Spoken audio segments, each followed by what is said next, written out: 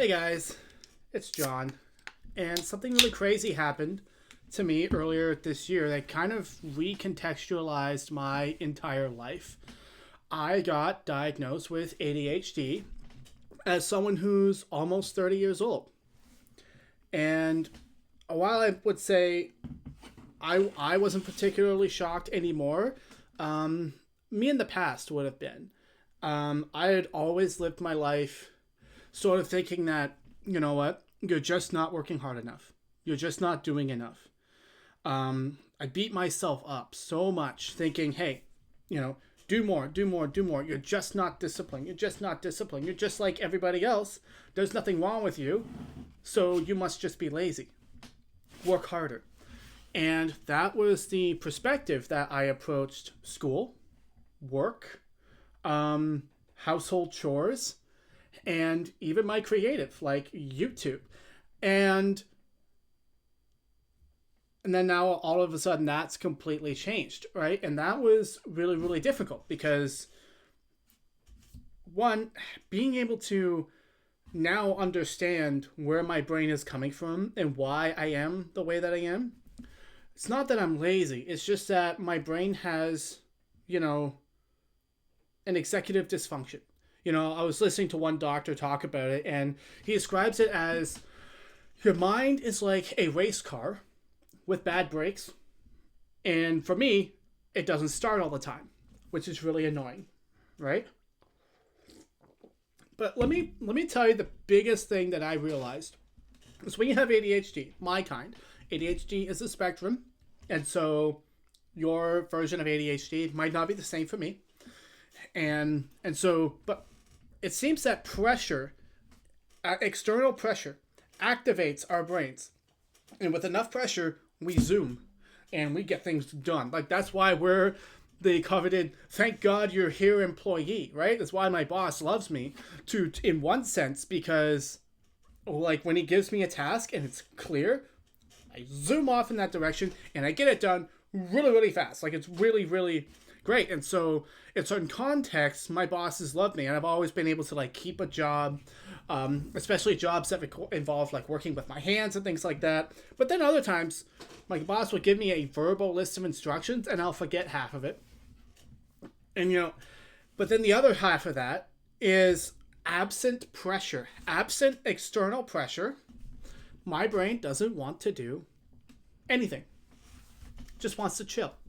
Doesn't want to work hard. Doesn't want to make YouTube videos. Doesn't want to make thumbnails.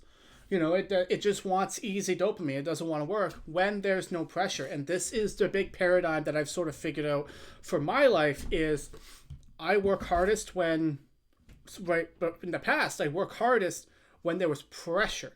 My teacher, I would get a bad grade, or my parents would be mad, or my boss will fire me. But I could never seem to work hard when there was no pressure, such as making a painting or making a YouTube channel. No one was pressuring me to do these things. So my brain just wanted to chill, right? And that's the biggest realization that I've come up with, and that's the executive dysfunction disorder that I have. Absent pressure from an external source, my brain doesn't feel like doing anything.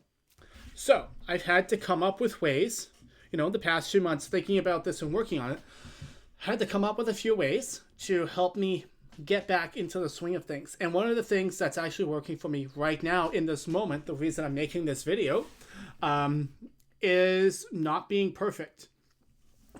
Part of the thing with the ADHD brain, I think, is that when we are under pressure and our bosses, like, give us a task and we gotta just run and do it really, really fast, and our ADHD brain kicks in and we hyper focus in emergency situations and we get things done really, really fast, where we get an emotional reward from that. We are emotionally rewarded from the clarity and the precision that we experience in those moments, right? Like, I'm sure you probably can think of moments right now where your boss is like, oh my God, we have this and we have this and I need you to do this and I need you to do this. And you're like, relax. And then you just zoom around and you do everything real fast under pressure. And he's like, oh my God, I can't believe you're here. Thank you. Like, good for you, man. or any other scenario like that where you just locked in and you knew exactly what you had to do and you did it and you felt good. The clarity felt good. And I think the theory that I have for myself is when I've trained my brain, I enjoy the emotional satisfaction that comes from having clarity when I'm under pressure. But absent pressure, I don't have clarity. I'm overthinking, right? And I want the clarity, and that's why I overthink. And so when you're trying to make your YouTube videos or start a creative project, but you don't have the clarity, especially if you're a beginner, you don't have the clarity, but you've trained your mind to desire the clarity because that's what makes you do the work, right? And so it's kind of like flipped. You're putting the carriage before the horse, especially like when you're a beginner. And so part of the ways that I've been able to undo that, well, it's not being undone, I'm just working with it, is to accept that clarity is actually the enemy and action is better. And so rewiring my emotions and being able to identify, say, hey, you know what? I'm supposed to make a YouTube video tonight, but I don't feel good about it because I'm lacking something. There's an emotional lack that's happening. And I think that emotional lack is the lack of satisfaction that we're used to getting when we are being high performers. We lack that in the moment before starting the task. And so when you recognize you're lacking that emotion, you go, you know what? I don't need to feel that way. I don't need to feel like I got this to do the thing. I could just say, screw it. Let me hit record and do the thing. And that's what I'm doing right now.